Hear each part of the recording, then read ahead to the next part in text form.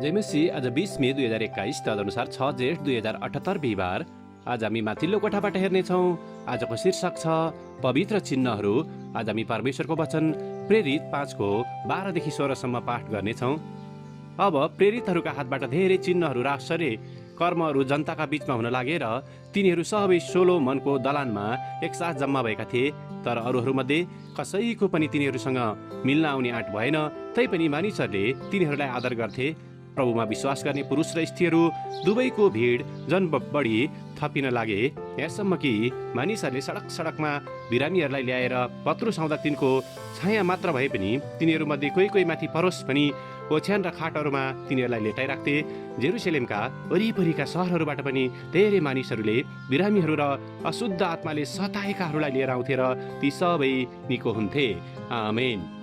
प्रेरित 5:12लाई लेखक यहाँ जोड दिनुहुन्छ। अब प्रेरितहरूका हातबाट धेरै चिन्हहरू र आश्चर्य कर्महरू जनताका बीचमा हुन लागे। आमेन। लेखक आफ्नो अनुभव र विचारलाई यहाँ यसरी प्रस्तुत गर्नुहुन्छ। परमेश्वरले हामीलाई धेरै यस्ता चिन्हहरू देखाउनु भएको छ जसबाट हामी हाम्रो सृष्टिकर्तालाई चिन्न र पछ्याउन सक्दछौँ। जब हामी राति आकाशमा हेर्दछौँ तब हामी तारा, पुञ्ज र नक्षत्रहरू देख्न सक्दछौँ जुन पृथ्वीमा भएका बालुवा भन्दा बढिरहेका छन्। यसबाट नै हामी परमेश्वरको महानतालाई थाहा गर्न सक्दछौँ। उत्पत्ति 1:16। साथै परमेश्वरले पृथ्वीलाई कहिले पनि बाढीले नाश नगर्ने प्रतिज्ञा स्वरूप इन्द्रेणीको चिन्ह मानव जातिमा आज राखिदिनु भएको थियो। उत्पत्ति 7:4, 9:11देखि 16। त्यसको साथसाथै परमेश्वरले दिनुभएको अर्को शक्तिशाली चिन्ह क्रुस हो, जसले हामीलाई परमेश्वरको प्रेम दर्शाउँदछ। यूहन्ना 3:16।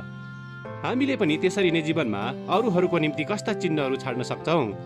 सायद हामीले कुनै नयाँ विद्यालय या बालगृह सञ्चालन गर्नको निम्ति आर्थिक रूपमा अथवा कुनै कार्य वा प्रार्थनाद्वारा सहायता पुर्याउन सक्दछौँ।